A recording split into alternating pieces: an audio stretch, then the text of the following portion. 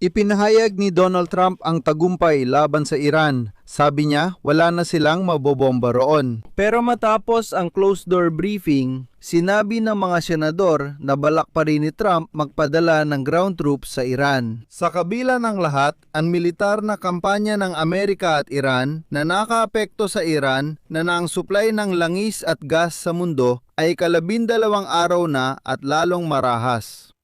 Nagbabala ang pinuno ng Iran na nasa ilalim ng paglusob sa kanilang mga mamamayan na marahas nilang susupilin ang anumang pagtatangkang muling magdaos ng protesta sa loob ng bansa. Itinuturing ang sinumang nagpoprotesta bilang kaaway. Kasabay nito, naglagay ng mga mina ang Iran sa Strait of Hormuz at sinabi ng White House na balak salakayin ng Iran ang Amerika. Nag-preemptive strike si Donald Trump kaya dapat daw siyang pasalamatan sa pagliligtas ng sibilisasyon. Preemptive din ang pahayag niya kung sakali. Ang Press Secretary ng White House, Caroline Leavitt. Sa kabuuan, gumugulo ang posisyon ni Trump sa digmaan. Kaya sa episode na ito, tatalakayin natin ang mga bagong balita ukol sa digmaan sa Iran. Ako si Alexei Pechi, pag-usapan natin ito. Bago simulan ng episode, paki-subscribe sa channel, mag-like, mag-komento, at mag-subscribe din sa aking Telegram channel na Pechi News. Ang link ay nasa video description. Doon kami naglalatala ng mabilisang balita. Ngayon, si Donald Trump, nakahapon lang inanunsyo ang pinakamalaking pag-atake sa Iran ay nagbabala sa rehimen ng Ayatollah ukol sa epekto ng pagharang sa Strait of Hormuz. Ngayon, bigla niyang sinabi na maaaring matapos na agad ang digmaan. Dahil halos wala nang matitirang target sa Iran, dahil winasak na ng hukbong sandatahan ng Estados Unidos ang lahat. Idinagdag ni Trump na matatapos agad ang digmaan kapag siya mismo at kahit nahayagang ipinahayag ni Donald Trump na sa malaking bahagi ay naabot na ng kanyang operasyon ang mga layunin nito. Iginit ng mga opisyal ng Amerika at Israel na walang anumang pahiwatig sa loob ng White House at Pentagon kung kailan maaaring matapos ang mga labanan.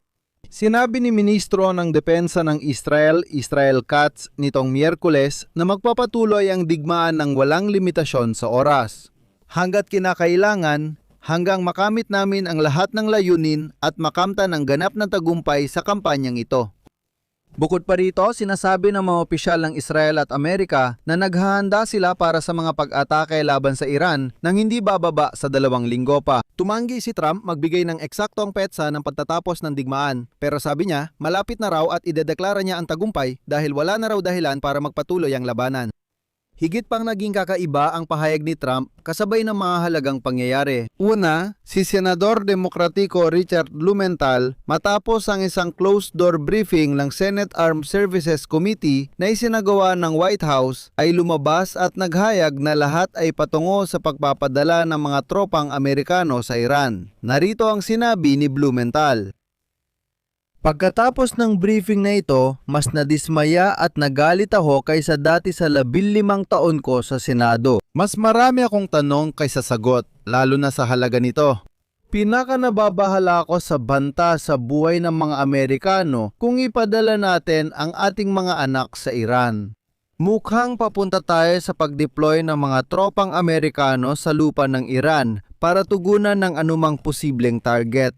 Nakakabala rin ang posibilidad ng aktibong tulong ng Rusya sa Iran na naglalagay sa panganib sa buhay ng mga Amerikano. Mukhang literal na tumutulong ang Rusya sa ating kaaway, aktibo at matindi sa pamamagitan ng intelligence at posibleng iba pang paraan. Maaring tumulong din ang Tsina sa Iran. At pangalawa, noong Martes lang, nakatanggap ang Estados Unidos ng mga datos mula sa intelligence na nagpapakita na nagsimulang maglagay ng mga mina ang Iran sa kipot ng Hormuz, isa sa pinakamahalagang makitid na daanan sa mundo para sa supply ng langis. Nagbanta ang Iran na posibleng umabot sa $200 kada bariles ang langis, ngunit agad din nilang sinabi na bababa ito, mas mainam na wag silang biruin. Ngayon, inanunsyo ng Iran na preemptive nilang aatakihin ang mga tanker. Agad nilang pinatunayan ito nang atakihin nila ang isang tanker na sumunod sa panawagan ni Donald Trump na sirain ang blockade sa Strait of Hormuz. Agad din itong inatake ng mga Iranian. Kalaunan, inanunsyo ng Pentagon na winasak ng mga sundalong Amerikano ang mga barkong pandigma ng Iran malapit sa Strait of Hormuz, kabilang ang 16 mine layer na ginamit sa paglalagay ng mina. Ayon sa intelihensya, gumamit sila ng malilit na bangka na kayang magdala ng 2 hanggang 3 mina bawat isa sa paglalagay ng mga mina.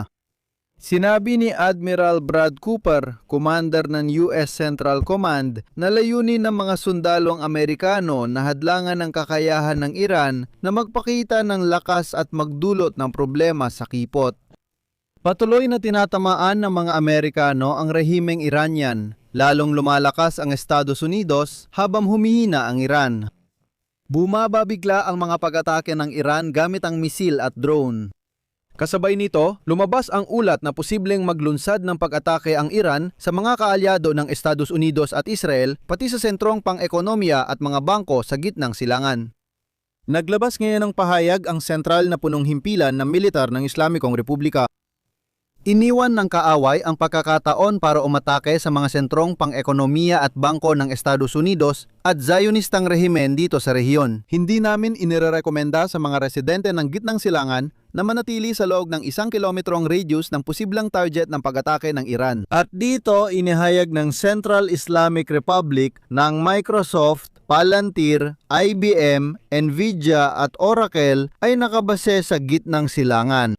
Matatagpuan ang cloud services infrastructure at opisina ng mga kumpanyang ito sa ilang lungsod sa Israel at mga ban sa Persian Gulf. Naniniwala ang Tehran na ginagamit sa militar ang teknolohiya ng Amerikanong korporasyon kaya lehitimo target ito ng pag-atake.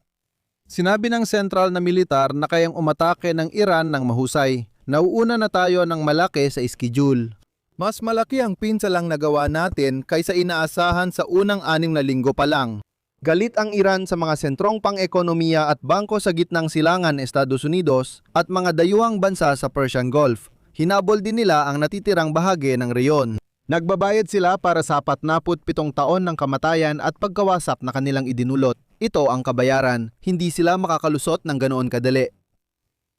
Ang sentral na punong himpilan ng militar ng Islamikong Republika na siyang Iran, ang hukbong dagat ng Iran, ay tinitiyak na ang mga teroristang taw-tauhan ng Iran ay umatake sa mga sentrong pang-ekonomiya at mga bangko sa gitnang silangan. Иран получил ядерное оружие. Ang sentral na militar ay naghayad ng Iran. Военные все-таки Umatake sa mga sentrong pang-ekonomiya at bangko. Kaugnay nito, naghayag na rin ang matataas na opisyal ng kagawaran ng depensa ng Estados Unidos. Mula sa simula ng operasyon ng US at Israel noong Pebrero 28, nakatutok na ang Iran sa pangunahing depensa ng Amerika sa silangan. и радиолокационные системы в регионе. Ang mga armadong grupo na suportado ng Iran ay umatake sa mga hotel kung saan madalas tumutuloy ang mga opisyal ng Islamic Republic ayon sa pahayag. Sinabi ng Iran na aatakihin nila ang mga sentro at Estados Unidos, pati na rin ang mga interceptor at mga kagamitan sa depensang panghimpapawid na nakalaan para protektahan ang mga ari-arian ng Amerika sa rehiyon. Opisyal na inanunsyo ng Pentagon na simula ng digmaan, may namatay at nasugatan mula sa Central Military Command ng Islamic Republic.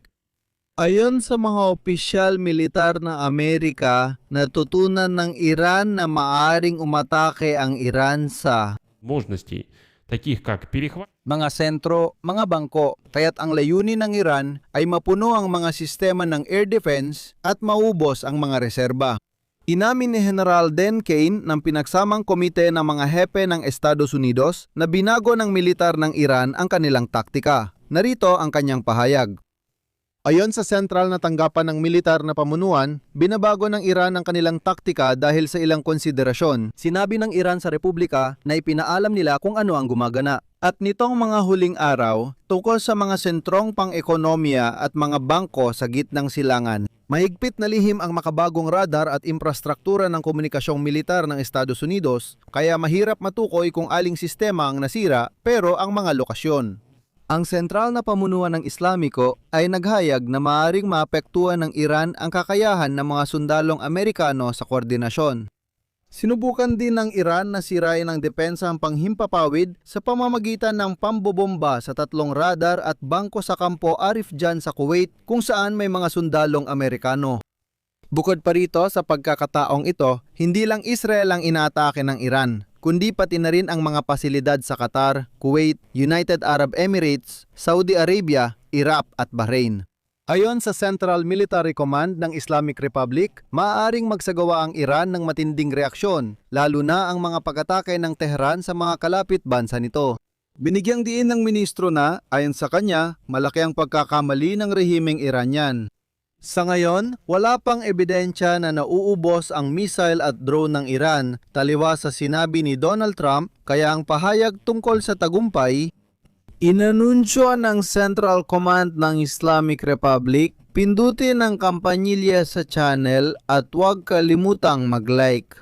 Kung naging interesante sa inyo ang episode na ito, suportahan kami sa pamamagitan ng inyong donasyon o bayad na subscription gamit ang mga link at detalye sa description ng video na ito o sa QR code na nasa inyong mga screen. Iyan lang po, ingatan ninyo ang inyong sarili, silangan, Central Command ng Islamic Republic.